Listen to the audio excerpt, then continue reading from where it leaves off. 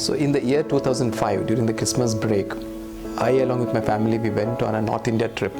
We covered places like Delhi, Agra, Fatehpur Sikri, Mathura, Vrindavan. So there's a major part of that was known as the Braj Bhumi. That is where Lord Krishna spent his initial years, childhood, and a lot of pastimes which you read in the Indian history and mythology are associated with that. And when I went there, I mean, even before I went to that Braj Bhumi belt, I felt that there was very little information available about it. There was a lot of info on Delhi, a lot of information on Fatehpur Sikri, Agra, but there's hardly any information on the Braj Bhumi belt of Mathura, Vrindavan, and the surrounding places. And that's when I thought that maybe it would be a good idea if I can write a book related to Braj Bhumi and Lord Krishna. Once I started writing it, I realized that the story is so incomplete if I don't include his Dwarka tenure, because that's where he stayed for more than 90 years. So as I was writing the book, I decided to include Dwarka, Somnath and other parts of Gujarat into it. When I was towards the end of the book, my friend suggested that no book can be complete without having Bhagavad Gita in it. So that's when I made a trip to Kurukshetra and I visited all the places where the Kurukshetra war was fought and associated episodes. And then I included the Bhagavad Gita also into it. So that's how the first book happened. That was Krishna Journey Through Lands and Legends of Krishna.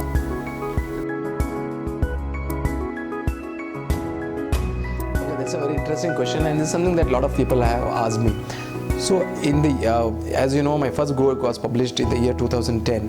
And when I made my visit to Dwarka, Somnath, then the Braj Bhumi and Kurukshetra, I found a lot of fascinating places associated with Lord Krishna. Very mysterious, very fascinating, and some places where there are no answers. You go to a place, you hear 5 versions of the same place. You go to 5 places, you hear the same version. So both ways, you know. And it was very mysterious, and I thought that I should write a book knitting all these places together and writing a fiction. So this thought came to my mind somewhere around 2010 that I should write a fiction book linking Mathura, Vrindavan and Dwarka, Kurukshetra, these kinds of places. And I started to write about it in 2010, 2011. But in the meantime, I wrote another book, Pitch It. That book happened. So that took about a couple of years to write, and my entire project of Curse of Surya got postponed. Instead of, I started writing in 2011, I stopped it till 2013 and I commenced it. So by the time I finished and released Curse of Surya, already the market was flooded with a lot of books in the similar genre.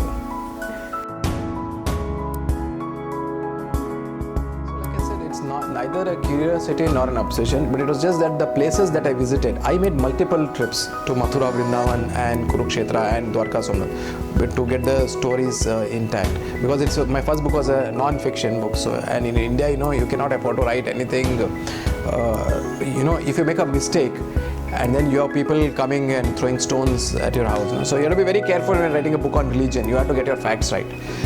And like I said, each time I went and made a visit, I found something very, very fascinating about the places that I visited. And that is what made me feel that my next book theme should also be on the same places, which is again on Lord Krishna and the associated places.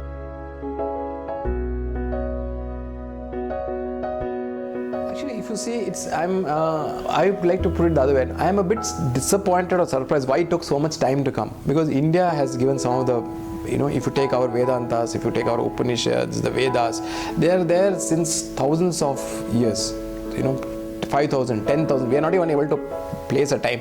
Today, if you ask how old is Rig Veda, some people say it is 20,000, some say 50,000, some say 1 lakh years old. So we are not even able to place a date. Then if you take 2 of the most popular epics of India, one is the Mahabharata and the Ramayana. So Mahabharata is about 5,000 years old. Ramayana, again, we are not able to put a date. Some say it's anywhere between 10,000 to 20,000 years old. And storytelling of these has always been in our blood. You know, when we grew up, our grandmother, grandfather, our parents, they, you know, when they used to feed us dinner or lunch or whatever, they would always tell stories from the Indian history or mythology. So we have been brought up with that kind of stories. So I'm actually surprised that it took an Amish Tripathi to release, you know, the Shiva trilogy in 2010, and it happened so late. So ideally we should have been having such books probably 100 years ago.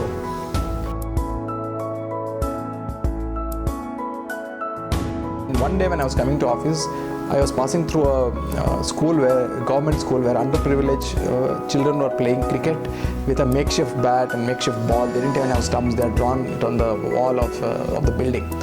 I went little ahead, and as I was passing through Indiranagar, I passed through one of the top elite public schools of Bangalore, and I found children playing with the finest cricketing gear. And that is when it struck me that probably the language that divides, that the one that joins the rich and the poor and connects the entire nation is a game of cricket. So I decided to write a management article connecting cricket with the management lessons. I would definitely recommend P.G. Wodehouse, because P.G. Wodehouse series happens to be my favorite. He is my favorite author, so I would recommend everyone to read P.G. Wodehouse.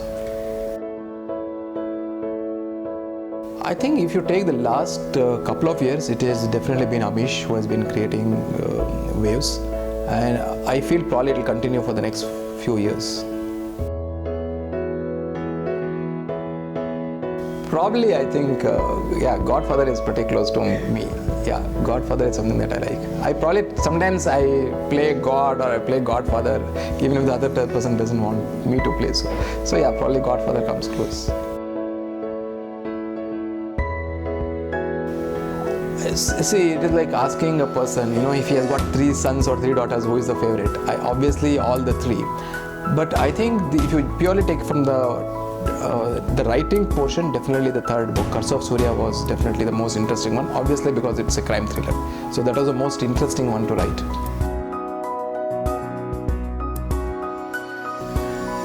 Okay, I think to the reading community, I am really happy that today whatever we are as authors, it is because of all of you. So I would like to really thank you for all the support that you have given, because just like if you take a film star, if people stop seeing the movie, then the film star is no one, right? If a cricketer, if people stop going into Chinnaswamy Stadium, then you don't have the cricketer existing.